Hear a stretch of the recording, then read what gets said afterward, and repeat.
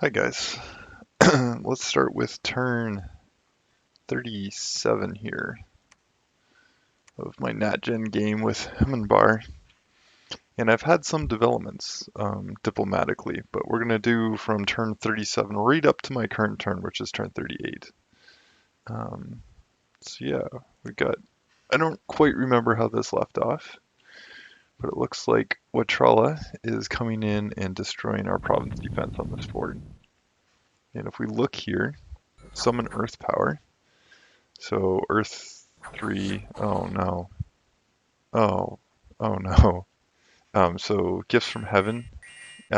This is coming back to me. Mods of the Earth. I mean, I'm triggering. Oh, oh, that's exciting. Gifts from Heaven coming down. He might actually do some friendly fire here if he can get these troops in. Gifts of Heaven is obscenely powerful, but it's incredibly inaccurate at the same time. Yeah, he's probably doing a fair bit of self damage here. Wonder if he's going to get a few more Gifts from Heaven casts coming in. Like, he just clipped his own unit there. Oh yeah, that's good. Keep the Gifts from Heaven coming, guys. Looks like they're not going to cast another one. Okay, so what's the damage there? Excuse me, 6 of these guys. Like, oh, that's actually kind of costly, one of the Sacreds. And this, all my PD. It's upsetting. Got an unexpected event, a Cloud Mage, which I'm just going to use for research, and a treasure, luck scales, paying off. Walls are damaged here. So walls are damaged means it's not popping this turn. Um, I'll have another turn here to react to this. So I'm just going to pool my resources here for now, building a nice big army. And I've got this guy joining. Now this guy scripted to Storm, Earth Power, Storm Power, Thunderstrike. Earth Power, Storm Power, Thunderstrike with all these mages. So this is really my first, the way the research has gone this game. I went for Conjuration first, Blood Magic, which was hindsight probably dumb, and then Evocation. This is really the first battle I'm setting up for where Evocation is going to come online. So yeah, that's turn 37. Let's take a look at turn 38.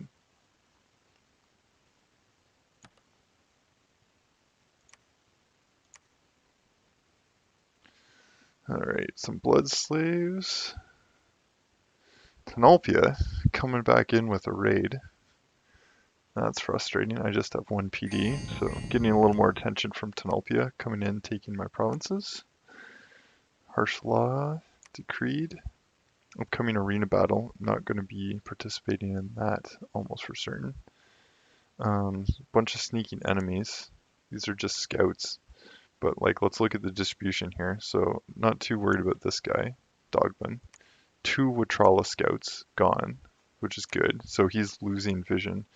And then 1 Tenalpia. But this guy had him set to retreat. Very smart. This player's proving to be quite a handful this game. This fort is breached. So we're going in. Now, of the scouts here, Watrala had 2 scouts. So this was actually his vision. He actually saw exactly what I had here and the way it's set up. And I didn't actually change anything, which I should have, but really there's no strategy adjustments I wanted to make. So yeah, again, we're fighting. We've had these guys come in, we've got Tenalpia come in, and we've got Watrala come in. So we focus on one at a time, and I'm going after Watrala right now. Let's take a look at turn 39. And believe it or not, I didn't have time to watch any of these battles. when I was playing the turn, which is why I'm batch recording these things. Dire Portent. What do we got here? Watralas peering over your shoulder, glaring from the sun.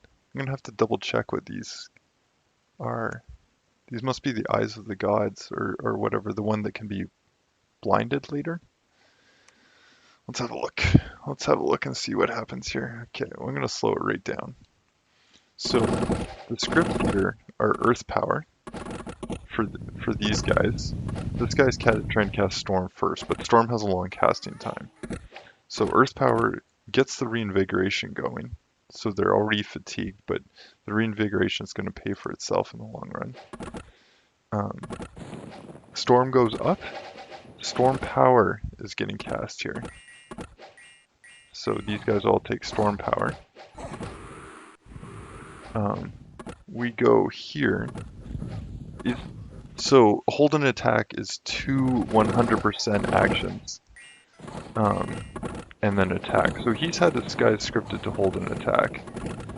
So he hadn't even advanced yet by the time the first set of Thunderstrikes lands. And we're going to get a second set of Thunderstrikes in here too.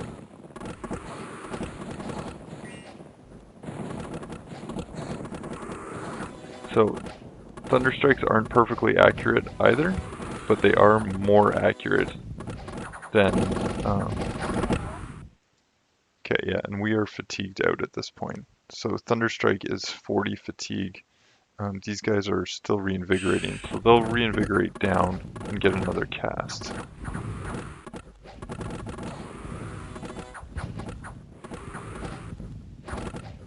That Thunderstrike just there was my Air 4 mage.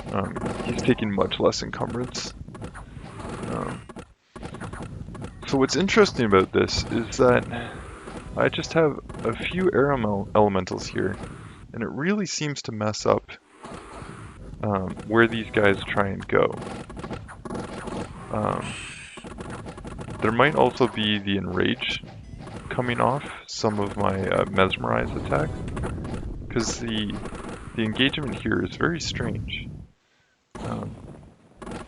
Looks like a lot of my units are routing the heavy infantry. But his guys are just clustered here. Maybe these are on Guard Commander? That's another possibility. But this seems like a very large portion of his army to keep on Guard Commander. Yeah, this guy's enraged. This guy's going to be enraged as well. Not that it matters because it's only my units around them.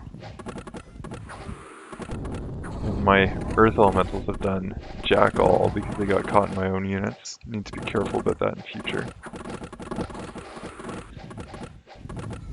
Let's see. Are we getting another round of Thunderstrikes just in a moment? As the fatigue ticks down, we're going to be getting another round.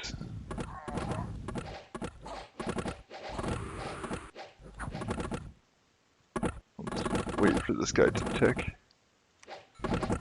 I'd love to have like some kind of tick indicator to see when the tick happens. And they're off script because Blade Wind is not something she should be casting. It's a 100 fatigue spell, and it's really like not exactly what I want in this battle. I think I would have much rather had Thunderstrike. But yeah, his armies are closing in, which means they weren't on Guard Commander, unless he was scripted to 5 times hold and then attack, which is a possibility. Like if these guys are his... No, these guys are just his standard sacreds, they're not his leaders. Yeah, I'm not sure. It must have been the air elementals. My ogre infantry are routing here. I don't really end up using them this game. Precision reduced by half, 50% missiles lost. Okay, so it's not really a good combination with my crossbows. I wonder if what's going to settle this is actually going to be the his own gifts from heaven, because I really don't like the blade wind against these troops, although I do seem to have a route here. Blade wind's like okay against these. Less upset about that. But like I'd much rather see Thunderstrikes just raining down. Oh, that was a good cell phone.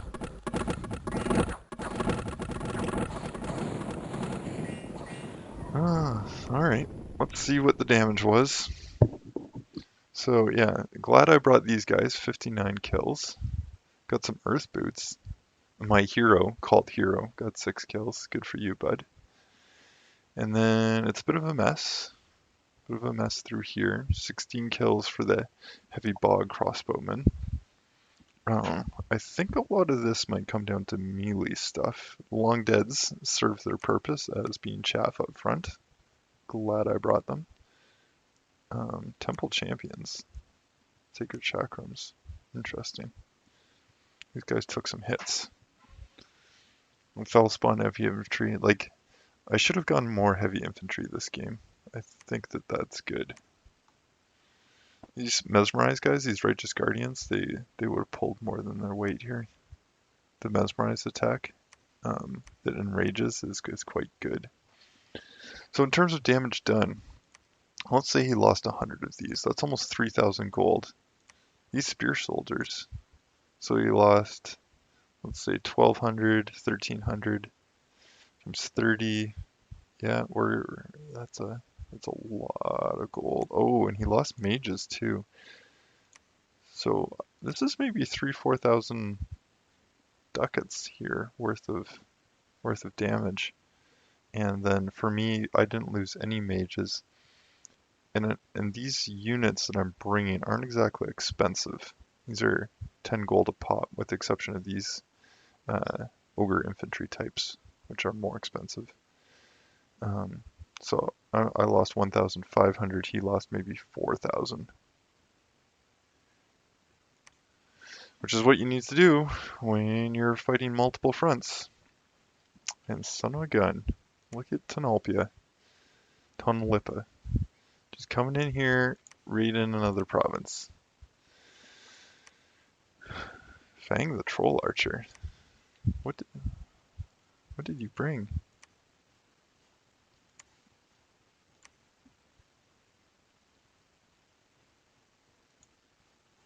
Okay, so Vine Bow and Boots of the Behemoth. So his plan was to trample. True Shot Longbow. That's clever. So enhanced precision with Boots of Quickness so that you could get lots of shots off. This guy faces the wrong way, apparently. That's I've never seen this happen. Never seen this happen. But True Shot Longbow is definitely beating a Vine Bow in that scenario. Remember Dark Souls? Yeah. Love that game. Remember Demon Souls? I played more of that. Golden Sandals. Interesting. So he lost his Boots of Quickness, unfortunately. What do we got? Gold, death, and some gems. Okay. So at this point, I'm thinking Watrala is less happy. And I know I said I need to focus on one at a time, but I think this is his retreating units. I did so much damage there. I gotta go back and I gotta fight this. I really don't have a choice or I'm gonna lose my cap. What did he have here? He's got minor mage support and a bunch of chaff. These things really are just 10 gold chaff units.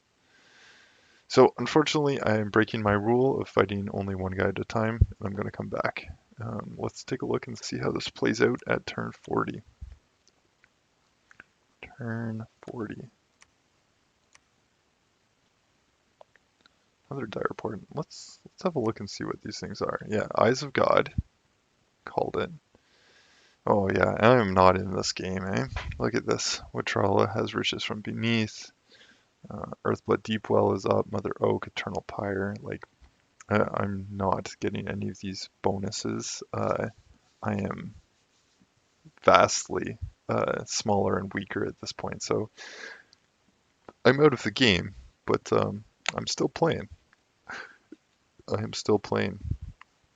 And I continue to put my eggs into one basket here. Like, fresh off of this win where we lost 1,500 gold, we're gonna dump our stuff in here. And we'll see how this plays out. And 41.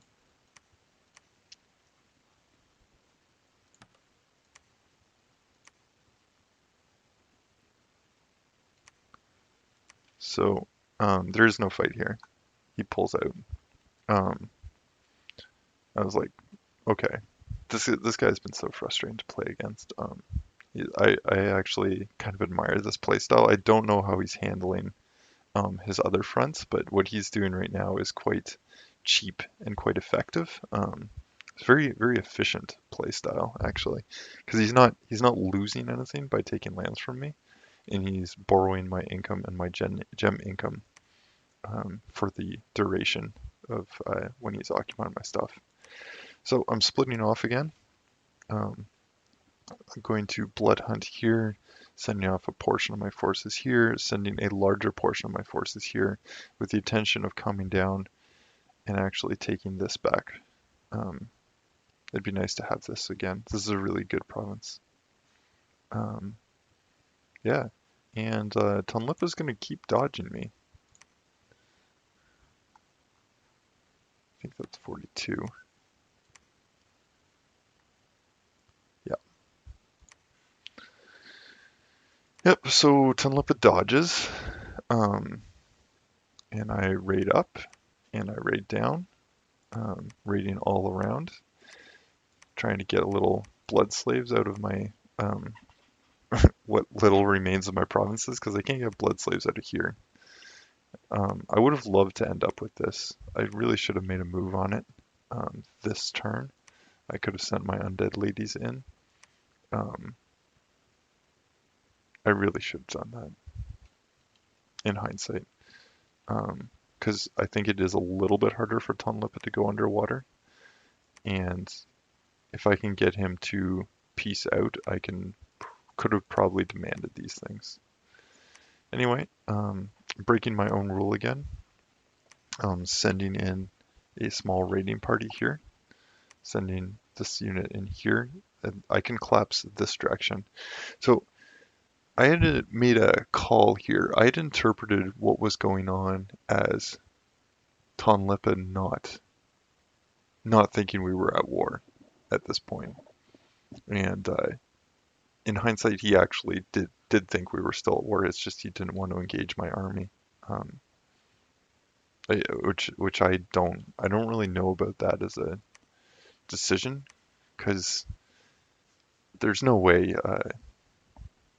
he couldn't just crush me. Like this has been a bad situation. Like Isia took 1, 2, 3, 4, 5, 6, 7 provinces here that I had from the initial expansion. Watrala still owns these two. Plus, I've been fighting Watrala heavily, and it has cost me. Like that big battle was a turn and a half of income, more than that actually, because I didn't have all these provinces. 2 turns of income probably. Anyway, let's take a look at turn 43. We'll just keep the. I lost a turn somewhere along here. So is this turn 43? Yeah. I did forget to save one of my turn files. So I raid out. Raid here. Take this back. He's just using 1 PD. He's just using 1 PD. What kind of game is this? And I take these Vine Ogres. And it cost me all my Long Dead. Like, it's really, like, chaff. This chaff is generated every turn. But it's not free. Like, it still took me blood slaves, and then it's taken me turns to summon them. And, like, it is protecting my investment in my crossbows, but it's still, like, I don't want to be losing these things willy-nilly. And unfortunately, they're going to just get disintegrated by these guys. Friggin' Vine Ogres.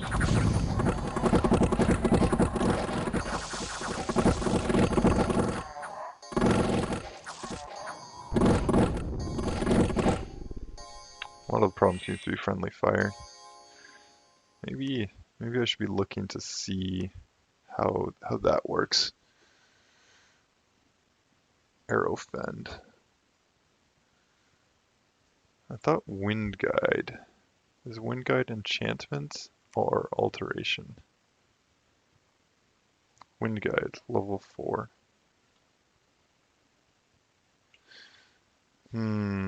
Okay. So I'm going enchantment 5 for Horde of Skeletons. I don't really want too much else here. It's nice to have Horde of Skeletons because I can cast it with my vampires. And it gives me Horde of Skeletons plus Alteration 6 gives me 2 options for how I deal with my vampires. Yeah, not 100% on how to go with that. Anyway, raid this back, see a huge stack here, assume he's going to attack me. He didn't see my script here unless he has scouts, which is great if he has scouts. So I decide to just hang out and patrol. If he comes into me, he's going to be fighting in darkness in a cave. Hopefully I can get Storm up and do the same evocation trick and damage the living crap out of all of this big stack of units. Yeah, and I'm coming back here. I think it's next turn. I start diploing again. Like I get my head back in this game, and start talking to other players proactively. And Watrala pieces out and gives me this in exchange, because he apparently has other things to worry about. Yeah, let's take a look at that. I think we're on 44. This could actually be 45. I did miss one of these turns. Yeah, okay, this is turn 45. So, what happens here? So this turn doesn't actually play out as saved. I do some Diplo after this, but Watrella has pieced out. He's given me this province, which I immediately start blood hunting.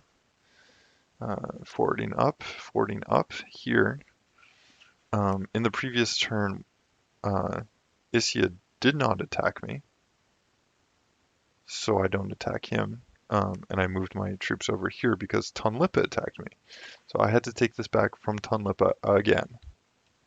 And Tunlipa, who must be like just a Diplo madman in this game, because he picked up that I had pieced out Watrala and that I have a lot of attention on him right now, and immediately wants to piece out.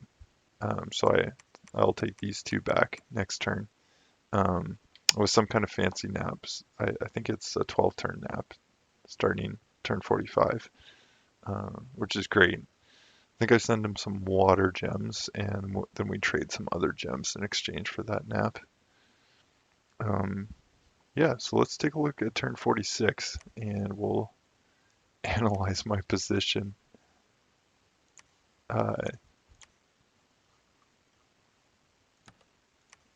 Getting very close to my current turn, as you can see. Yeah, so he didn't even put any PD in here. This is Tonlipa.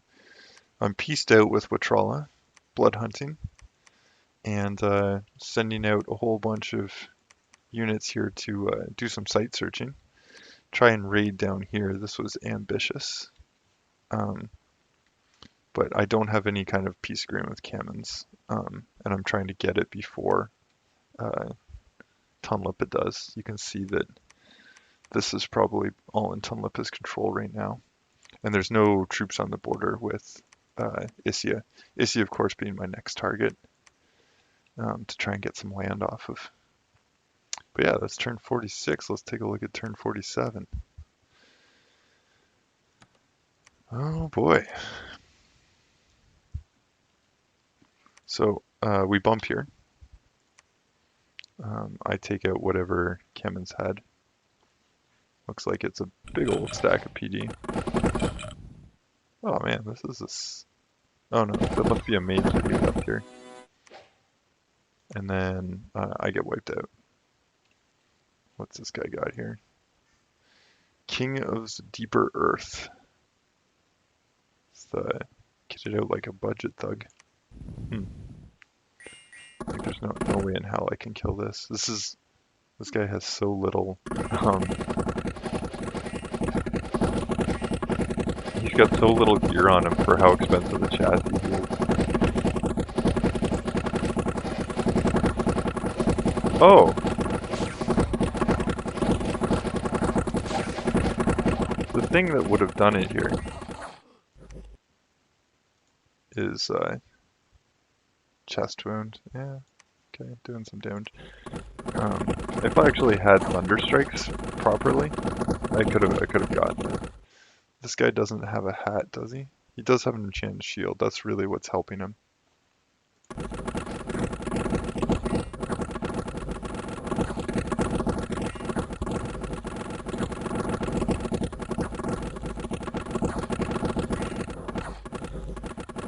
Yeah.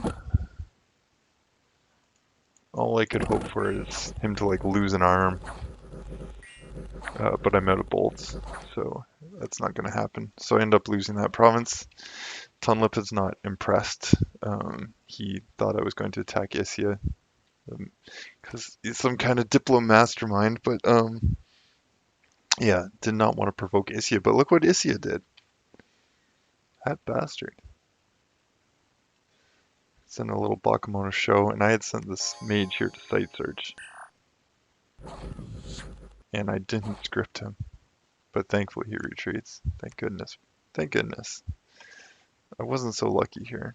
But my good mage does retreat. Oh, he has devils. That's why.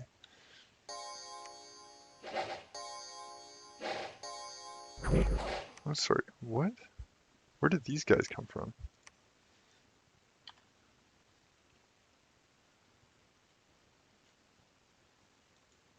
This guy starts with... He has a retinue? He does have a retinue. 2 ancestral spirits. These guys are 1 HP sacreds. Thankfully I had him scripted to retreat. I unfortunately did not have this guy scripted to retreat, so I'm going to lose him to the devils. Yeah, gone. That's frustrating. But the Great Eye of Sauron is now going to turn on Isia, and we were going to try and take this back. These are lowish commitment attacks, so big stack of heavy infantry. The only things I have left here, which is crossbows, and mage core with a nice stack of units. So this is going to be the main army here, and we come back with our vampire. This guy's going to stay here in Blood Hunt for another turn until I get some more troops out. Yeah, that's turn 48. And then turn 49 starts, which is my current turn. I'll have to connect to it over the network. Turn 48 here. Sorry, did I say turn 48 was the previous one? This is turn 48, and this is my current turn, so it's going to be the last one of the video. And all these things happen. I raid in, raid in, raid in, and there's nothing. He's pulled out. And he contacts me on Discord, and he says he wants peace. He wants to give me this, and this. Doesn't want to give me that. Okay. Warns me about a monster boar here. And says he's open to trading air gems for blood slaves. Like I give him air gems, he gives me blood slaves. Which I'm kind of interested in. I am kind of interested in. And then this is why Wachala wanted out.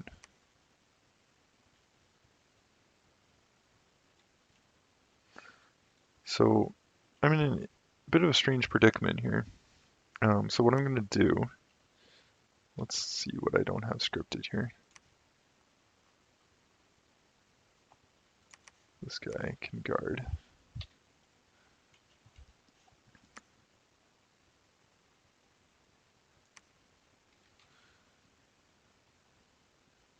It's fine. You're blood hunting. You're blood hunting. Um, this province can be blood hunted.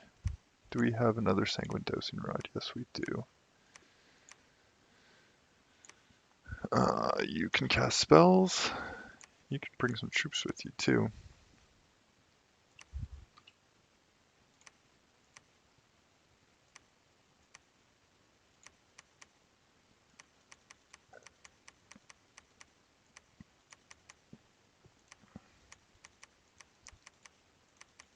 It's a lot of heavy infantry. I don't need that many heavy infantry anymore. Where are we recruiting heavy infantry? What I do need is bigger forts. Also need more gold. Oh, you can recruit those.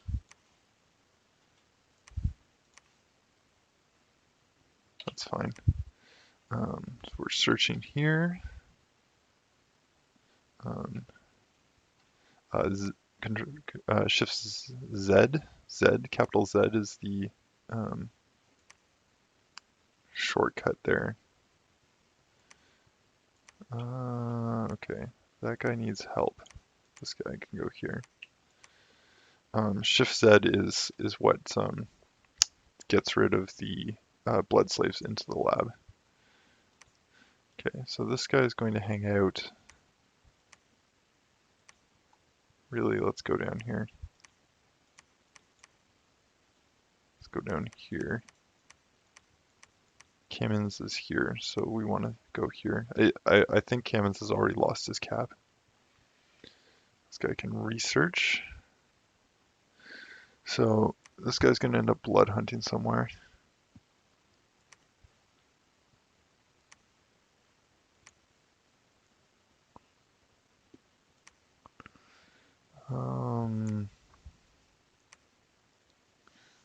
Does this guy blood hunt for another turn? Because if I sneak this guy down there, this guy can really probably solo take the fort himself, especially with my research being what it is. Yeah, just about. I think we'll test him on the fort.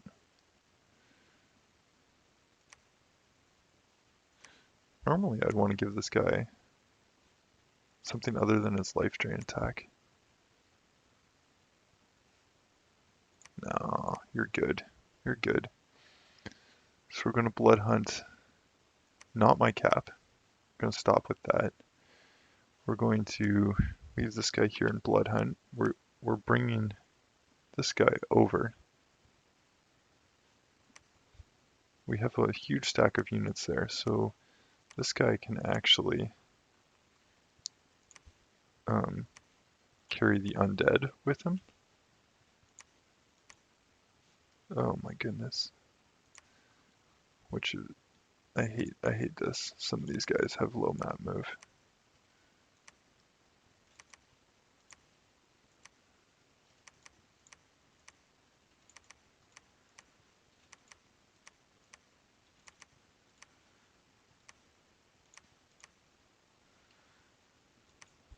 There. Yeah, 18 map move because this is a swamp is not enough to get him from here to here. If we check Control M, it's 20 map move. So we're going to detach the slower undead. So we're going to end up blood hunting this. We're going to maybe not blood hunt this. This is not a very good province. This is a good province. Do we go with 1? Probably go with 1 for now. This one, we're going to beef up to 10. I'm going with 10 because I want the unrest reduction. I'm not trying to prevent any events with 10. We're going 1 everywhere else for now until we can go to 10. Again, just for the unrest reduction. This guy's going to keep a huge pile of units parked at my border. Good for him. We're going to take this. We're going to try and sort out this monster boar to get this unrest down. And then we're gonna attack with Tralla, I think. Maybe. Maybe that's a bad idea. We'll see how many turns we have left, because we're eating into our peacetime with Tonlepa here. So we're going to have a number of units here.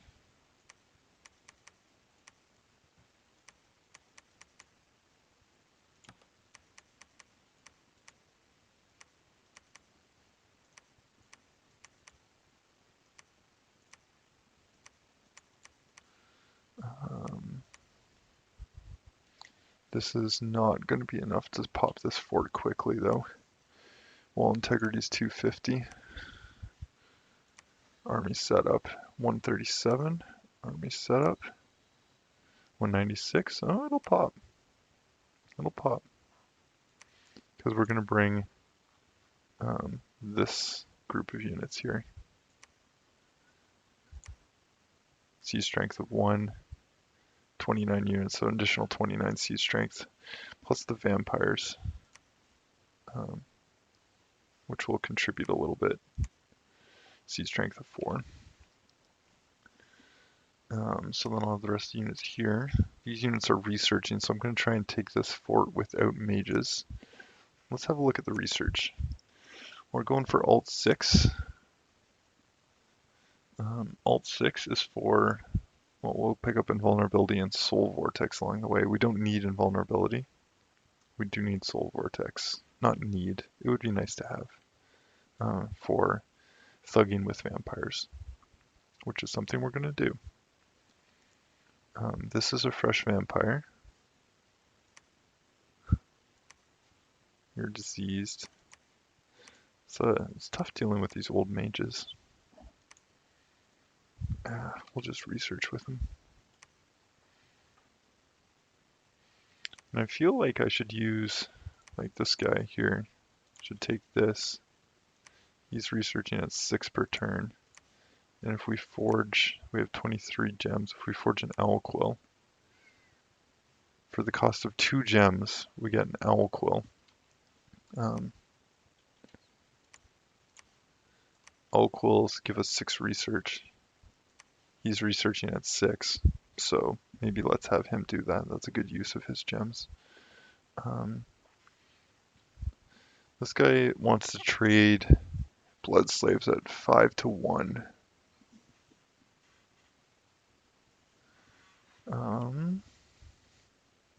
Five. So I send him 1 gem, he'd send me 5 blood slaves. So if I sent him 10 gems, he'd send me 50, which would be enough for another vampire, which I think I should do.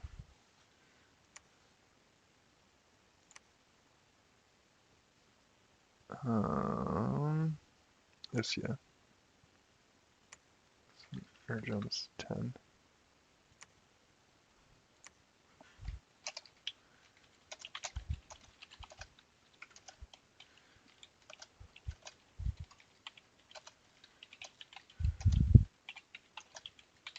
Sending the air gems in exchange for blood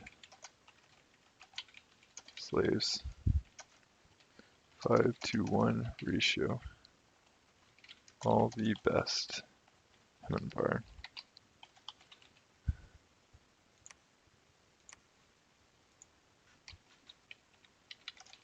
So, I'm going to just text him in Discord. 10 air gems.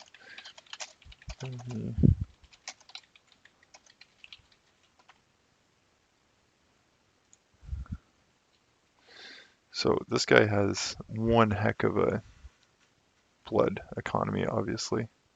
And he has a regen bless, and I didn't see what his national spells were. Maybe we'll just have a quick look at his units.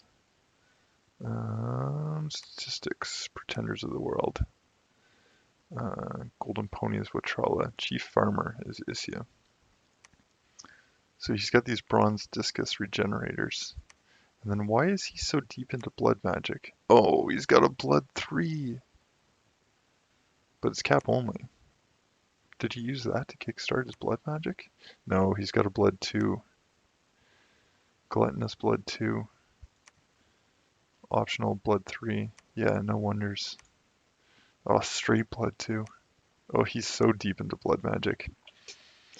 Yep, yep, that's what happened there. Don't really know what I could do against that. Need to go with vampires because I don't actually have enough blood myself. Let's see, this guy was going to go there, but really what he's going to need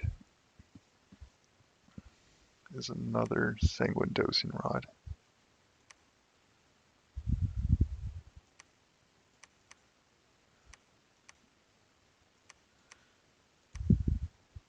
Yeah, we're not going to use this sanguine dosing rod this turn. Am I? No, that's unacceptable. So you go here. You forge me sanguine dosing rod. You go here, and you can blood hunt. Let's keep the slave income up. Next turn he'll move down. And I think that's the turn, guys. So thanks for watching. It's turn 48, and we are at peace officially. It's been 24 turns, 24 turns of war, 3 players, and we're at peace, which is actually a very losing position, technically. I want to be in at least one more, and I want to be winning that war. But when this guy just like rolled over and said I could have these things back, and then I'll have only lost these 3 provinces to him: Wasteland, Wasteland, and Throne. But I can't really justify keeping the Throne off him when he has stacks like this. Like, what am I gonna do? Like, what is this? 500 wall integrity? Oof. Oh boy. Yeah, I need to leave if I'm dealing with this. Get a nice long nap. It's a perfect nap. Got a long nap with this guy. Maybe I have to go after Watrala here. Which means I need to reposition the scouts. Scouts go here. Scouts go there. And I'm actually, I think I'm gonna take a hit on my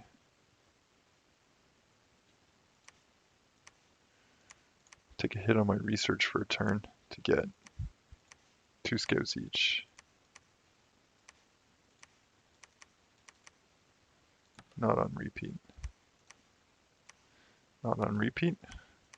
And I'm going to take that extra gold that I just freed up to get me my 1 unrest reduction per turn. Not for that one. Yes for this one. And yes for this one. This one's actually the one I need to be doing that for. Which one of these? This one. Unrest reduction per turn. I need to get a scout here to build me a fort.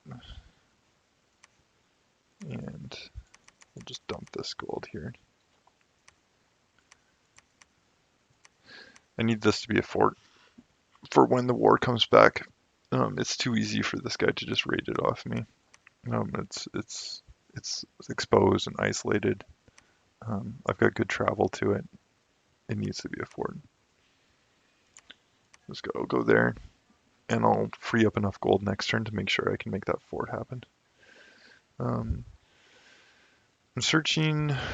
I should really send a mage over here to site search because I just lost that last mage. This guy can search for 3 earth. This guy's searching.